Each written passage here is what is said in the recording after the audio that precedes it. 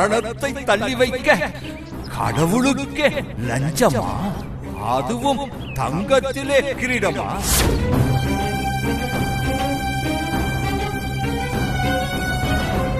குறித்த தேதியில் குறித்த நேரத்தில் உன்னுடைய மரணம் நடந்தே தீரும்.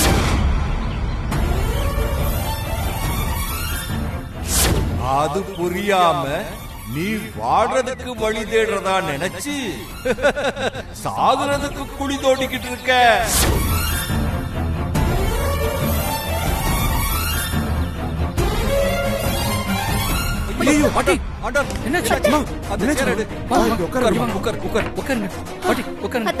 தண்ணி எடுமா.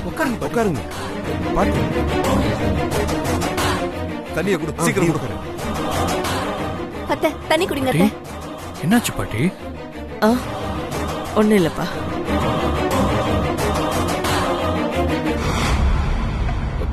பாட்டி என்னாச்சு? ஏன் ஒரு மாதிரியா இருக்கீங்க? ஒண்ணு இல்லப்பா. இல்லம்மா, உங்க முகத்தை பார்த்தாலே ஏதோ டல்லா இருக்கிற மாதிரி இருக்கு. என்னாச்சு? வழக்கமா நீ கோயிலுக்கு போயிட்டு வந்தா ரொம்ப உற்சாகமா தான் திரும்பி வருவ.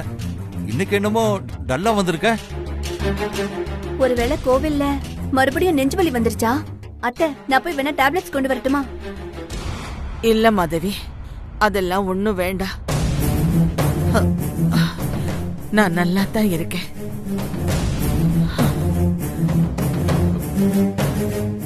நிஜமாவே உங்களுக்கு எதுவும் பிரச்சனை இல்ல? இல்லப்பா, லேசா தலைவலிக்கிற மாதிரி இருக்கு. வேற ஒண்ணும் இல்ல. கொஞ்ச நேரம் என் ரூம்ல ரெஸ்ட் எடுத்தா சரியாயிடும். சரி, வாங்கம்மா போலாம். வாங்க வாங்க பாட்டி, மெது பாத்து வாங்க. அம்மா,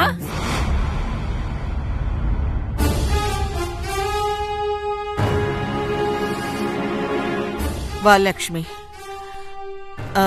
என்ன இப்படி சொல்லாம கொள்ளாம வந்து நிக்கிற? அது ஒண்ணும் இல்லம்மா, நாளைக்கு மாப்பிள்ளைக்கும் நிலாவுக்கும் நிச்சயதார்த்தம் நடக்க போகுது இல்ல. எங்க சைட்ல நிச்சயதார்த்தத்துக்கான எல்லா வேலையும் முடிச்சிட்டோம். அதான் உங்ககிட்ட அதை தெரியப்படுத்திட்டு வேற ஏதாச்சும் எங்களுக்கு வேலை இருக்கான்னு கேட்டுட்டு போகலான்னு வந்தம்மா. வாடுறதுக்கு வழி தேடுறதா நினைச்சு சாகுறதுக்கு குழி தோண்டிக்கிட்டு இருக்க. சொல்லுங்கம்மா, நாங்க செய்ய வேண்டிய வேலை ஏதாச்சும் இருந்ததுன்னா சொல்லுங்கம்மா. நான் சொல்றது கொஞ்சம் உனக்கு அதிர்ச்சியா தான் இருக்கும். இருந்தாலும் இத நீ ஏத்துக்கிட்டு தான் ஆகணும்.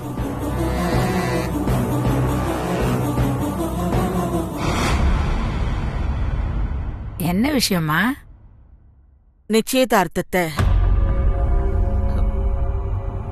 நாளைக்கு வச்சுக்க வேண்டாம்.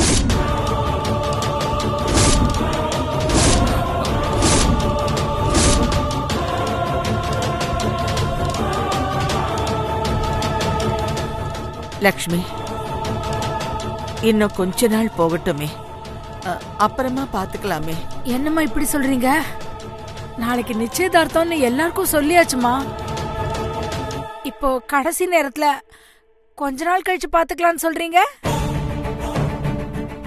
ஏமா? பதட்டப்படாத லக்ஷ்மி. நான் ஒன்னும் நிச்சயதார்த்தத்தை வேண்டான்னு சொல்லலையே. கொஞ்ச நாள் கழிச்சு வச்சுக்கலான்னு தானே சொல்றேன். அப்புறம் என்ன லக்ஷ்மி? இல்லம்மா, என்ன காரணம்? எதனால நாளைக்கு வேண்டான்னு சொல்றீங்க? ஏம்மா, ஒருவேளை எங்க மேல ஏதாச்சும் தப்பு இருந்துச்சுன்னா சொல்லுங்கம்மா, உடனே நாங்க அதை சரி பண்ணிடுறோம். யார் பக்கமும் எந்த தப்பும் இல்லம்மா. என் மனசுக்கு தான் ஏதோ தப்பா படுது. அது என்னன்னு சரியாவும் சொல்ல தெரியல. அதான் கொஞ்ச நாள் கழிச்சு பாத்துக்கலான்னு சொல்றேன். நீ கவலைப்படாம கிளம்பு லக்ஷ்மி. ஆண்டாள், உனக்கு என்னதான் பிரச்சனை? எதுக்கு நிச்சயதார்த்தத்தை நாளைக்கு வேண்டாங்கிற? அதான் சொன்னேன் இல்லைங்க, என் மனசுக்கு ஏதோ தப்பா படுதுன்னு. அம்மா என்னம்மா தப்பா படுது? எதுவா இருந்தாலும் தயவு செஞ்சு சொல்லுங்கம்மா. அத்தை சொல்லுங்க அத்தை, என்னத்த பிரச்சனை? எதனால நாளைக்கு வேணாங்கிறீங்க? அதான் என்ன காரணம்னு என்னால சரியா சொல்ல முடியலன்னு சொல்றேன்ல. அப்புறம் என்ன, எல்லாரும் மாறி மாறி கேட்டுக்கிட்டே இருக்கீங்க. நாளைக்கு நிச்சயதார்த்தம் கிடையாதுன்னா கிடையாதுதான். நீ கிளம்பு லக்ஷ்மி. இல்லைங்க பாட்டி, நாளைக்கு நிச்சயதார்த்தம்னு நீங்க தானே முடிவு பண்ணீங்க. இப்போ நீங்களே வேணாங்கிறீங்க. காரணம் கேட்டா சொல்ல முடியாதுங்கிறீங்க. இதெல்லாம் நாங்க எப்படி பாட்டி புரிஞ்சுக்கிறது? அப்போ இத்தனை நாளும் நீங்க நிலாவை ஏமாத்திட்டு இருந்தீங்களா? ஆகாஷ், என்னப்பா இப்படி கேக்குற? பின்ன என்ன பாட்டி, நீங்க நடந்துக்கிறத பார்த்தா எனக்கு அப்படிதான் தோணுது. உங்களுக்கு ஹார்ட் அட்டாக் வந்தப்போ அந்த இடத்துல கடவுள் மாதிரி நிலா வந்து ஹெல்ப் பண்ணி காப்பாத்தினா. அதுல நீங்க கொஞ்சம் உணர்ச்சி வசப்பட்டு அவளை எனக்கு கட்டி வைக்கிறேன்னு வார்த்தையும் விட்டுட்டீங்க. மத்தபடி உங்களுக்கு உண்மையிலேயே நிலாவை இந்த வீட்டுக்கு மருமகளா கொண்டு வர்றதுக்கு விருப்பமே இல்லை. உங்க விருப்பத்துக்கு தகுந்த மாதிரி நானும் எத்தனை நாளா நிலாவை கல்யாணம் பண்ணிக்க மாட்டேன்னு சொல்லிக்கிட்டே இருந்தேன். அதனால நீங்க சும்மா பேருக்கு என்கிட்ட நான் நிலாவை தான் கல்யாணம் பண்ணிக்கணும்னு என்ன கம்பல் பண்ணிக்கிட்டே இருந்தீங்க. இப்போ நானே நிலாவை கல்யாணம் பண்ணிக்க தயாராயிட்டேன்னதும் உங்களால அதை ஏத்துக்க முடியலையே.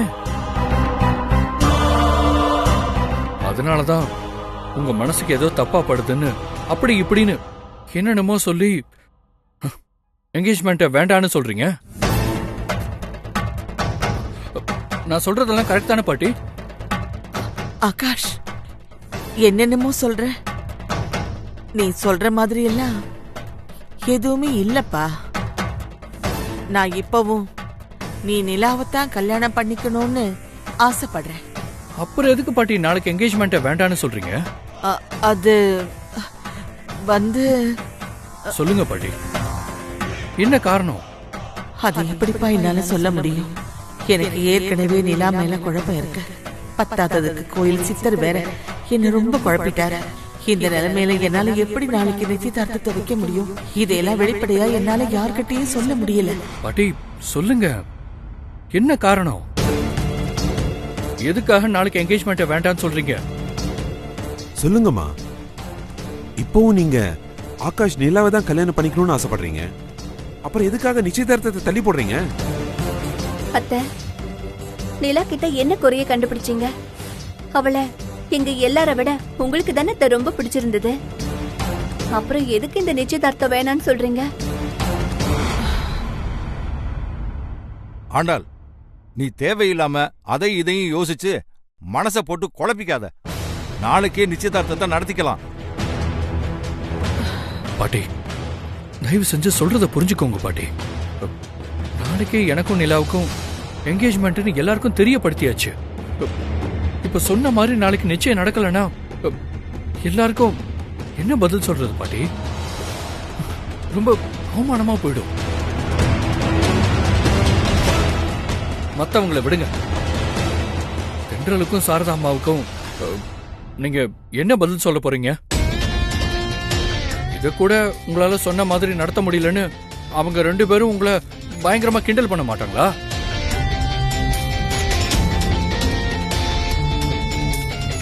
ஏற்கனவே எனக்கும் தென்றலுக்கும் நடக்க இருந்த கல்யாணம் மணமேடை வரைக்கும் வந்து நின்னு போச்சு. அதுக்கப்புறம் தாராவுக்கும் எனக்கும் நடந்த என்கேஜ்மெண்ட்டும் பாதியில நின்னு போச்சு. இப்போ நிலாவுக்கும் எனக்கும் நடக்க போற என்கேஜ்மெண்ட்டும் நீங்க சொன்ன டேட்ல நடக்கலன்னா உங்களுக்கு தான் பாட்டி அவமானம்.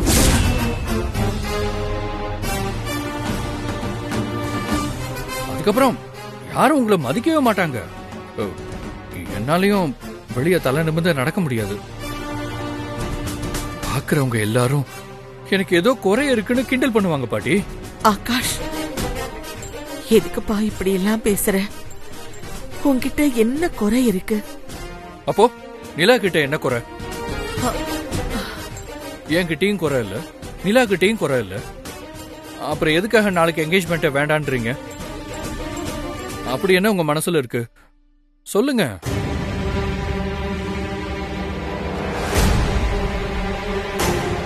ஐயோ, இவனுக்கு எப்படி சொல்லி புரிய வைக்கிறதுனே தெரியலையே. பாட்டி ப்ளீஸ் பாட்டி, நாளைக்கு நல்லபடியா என்கேஜ்மெண்ட் நடந்துரும்னு நிலா மட்டும் இல்ல, நானும் ரொம்ப எக்ஸைட்டடா இருக்கேன். தயவு செஞ்சு எங்களை ஏமாத்திராதீங்க பாட்டி. நாளைக்கு என்கேஜ்மெண்ட்டை வச்சுக்கலான்னு சொல்லுங்க பாட்டி ப்ளீஸ். பாட்டி ஓகே சொல்லுங்க, என்கேஜ்மெண்ட் வச்சுக்கலாம்ல நாளைக்கு.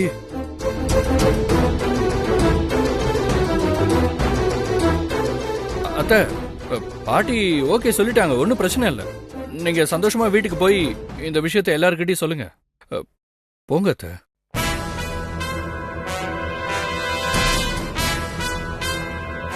பாட்டி அத்தை உங்க வார்த்தைக்காக தான் காத்துட்டு இருக்காங்க. நாளைக்கு நிச்சயதார்த்தத்தை வச்சுக்கலான்னு ப்ளீஸ் பாட்டி ஒரே ஒரு வார்த்தை சொல்லுங்க.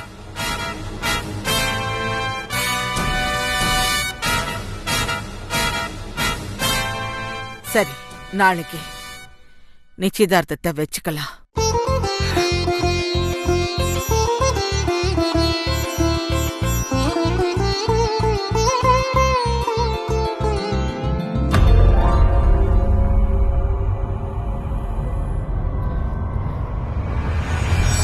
ரொம்ப நன்றி தம்பி. ஐயோ அத்தை என்ன இதெல்லாம்? பாட்டி தான் ஓகே சொல்லிட்டாங்கல்ல, நீங்க நேரத்தை வீணாக்காம சந்தோஷமா போய் என்கேஜ்மெண்ட்கான வேலையெல்லாம் ஆரம்பிங்க. போங்க அத்தை. சரிங்க தம்பி, வரேன். சரி போயிட்டு வரேங்க. சரி அத்தை. போயிட்டு வரேன் சமந்தி. வரேன். சந்தோஷமா போயிட்டு வாமா. வரேன் தம்பி.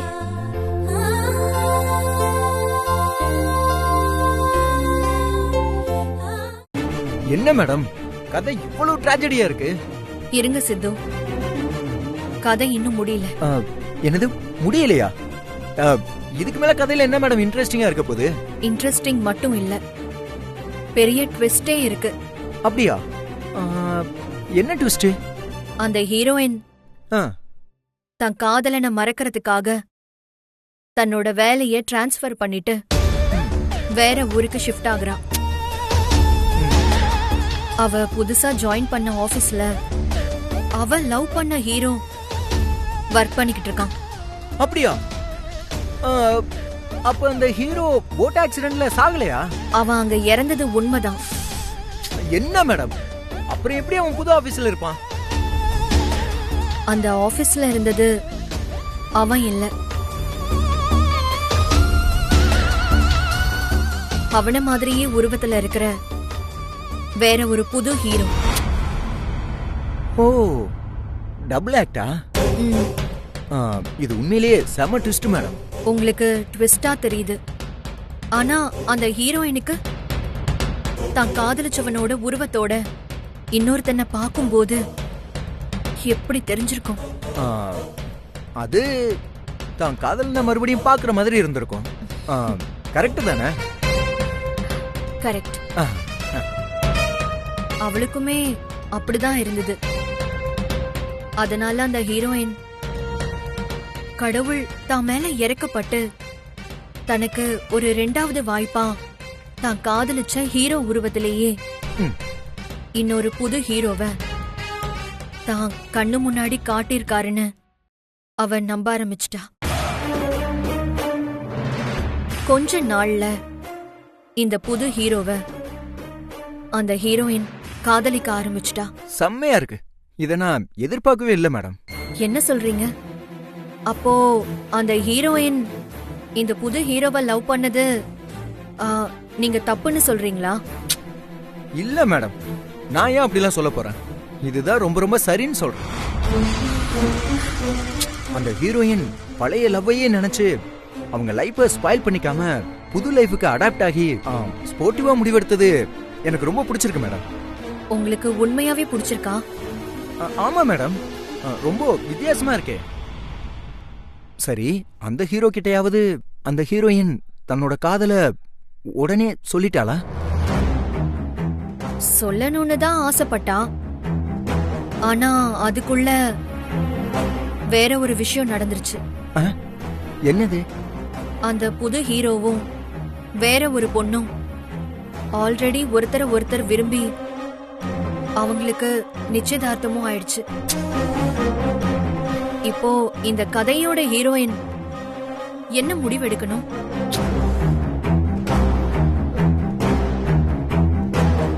தனக்கு ரெண்டாவதா கிடைச்ச காதலன அவனோட காதலிக்கிட்டயே விட்டு கொடுக்கணுமா, இல்ல அவன அந்த காதலி கிட்ட இருந்து தட்டி பறிக்கணுமா? அதை எப்படி மேடம் தட்டி பறிக்க முடியும்? அந்த ஹீரோவுக்கும் அவன் காதலிச்ச பொண்ணுக்கும் தான் நிச்சயதார்த்தம் முடிஞ்சிருச்சுல. அப்போ ஏன் ஹீரோயினோட நிலைமை? அவளுக்கு புடிச்சவன காதலிச்சதை தவிர வேற என்ன தப்பு பண்ணா? ஆமா, வேற எதுக்கு அப்ப ரெண்டாவது முறையும் காதல்ல ஏமாந்து நிர்கதியா நிக்கணும்?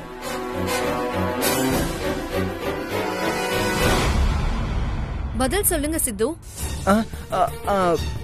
உங்க பதில்ல தான் இந்த ஹீரோயினோட வாழ்க்கையே அடங்கியிருக்கு. எனக்கு இதுக்கு என்ன பதில் சொல்றதுன்னே தெரியல மேடம்.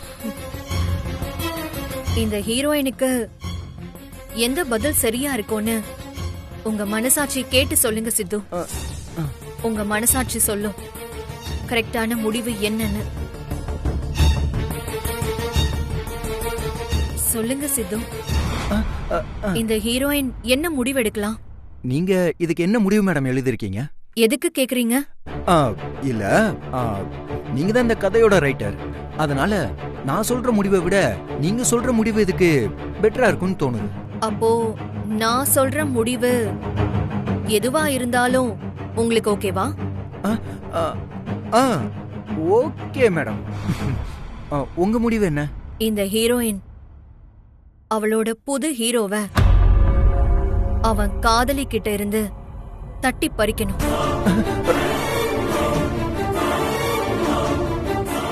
என்னோட முடிவு இதுதான். இந்த முடிவு உங்களுக்கு ஓகேவா? ஆஸ் எ ரைட்டரா நீங்க எடுத்த முடிவை நான் ஓகேன்னு தான் சொல்லணும். சித்து, சுத்தி வளைச்சு சொல்லாம நெத்தில அடிச்ச மாதிரி ஒத்த வார்த்தையில சொல்லுங்க. என்னோட முடிவு உங்களுக்கு ஓகேவா இல்லையா? போன் அடிக்குது. ஒரு நிமிஷம் மேடம். மேடம், தென்றல் தான் கால் பண்றாங்க. நினைச்சு அவ்வளவுதான் இருக்கும்னு எப்பவுமே கரெக்டான நேரத்துல போன் பண்ணி டிஸ்டர்ப் பண்றா. ஹலோ, சொல்லுங்க தென்றல். ஐயோ சித்து, தென்றல் என்னாச்சு? ஏன் அழுதுட்டே பேசிட்டு இருக்கீங்க? நான் ஆபீஸ்க்கு வர வழியில திடீர்னு தலை சுத்தி கீழே விழுந்துட்டேன் சித்து. ஐயோ, என்னங்க சொல்றீங்க? ஆமா சித்து, எனக்கு மயக்கம் வர மாதிரி இருக்கு. என்னால அசைய கூட முடியல தெரியுமா? சீக்கிரமா வந்து என்ன காப்பாத்து ப்ளீஸ். மேடம், தென்றல் மயக்கம் போட்டு ரோட்ல விழுந்து கிடக்குறாங்க. நான் போயிட்டு வந்துறேன் மேடம். சித்து, நானும் உங்க கூட வரேன். ஐயோ இல்ல மேடம், நான் பாத்துக்கிறேன். நான் வந்துடுறேன் மேடம்.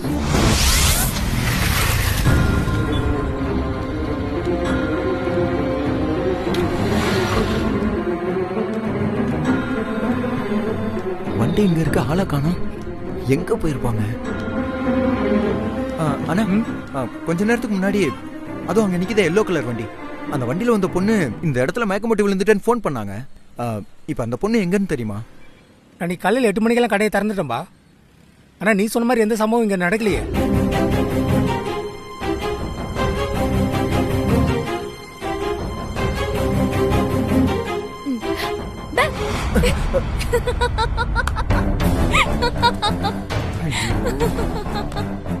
ஏமாந்துட்டல்ல?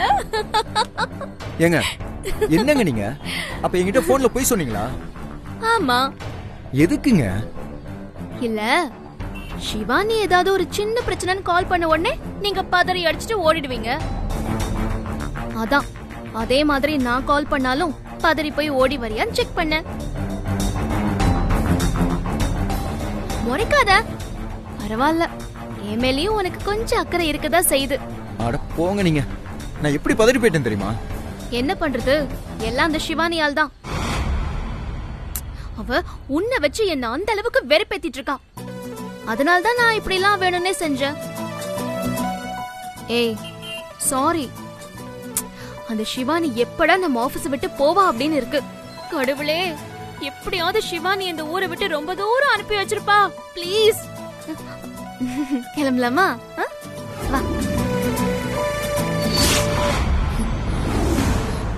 தென்றல், நீ எத்தனை கடவுளை வேண்டுனாலும் சரி, நான் இந்த ஊரை விட்டும் போக மாட்டேன், சித்துவை விட்டும் விலக மாட்டேன்.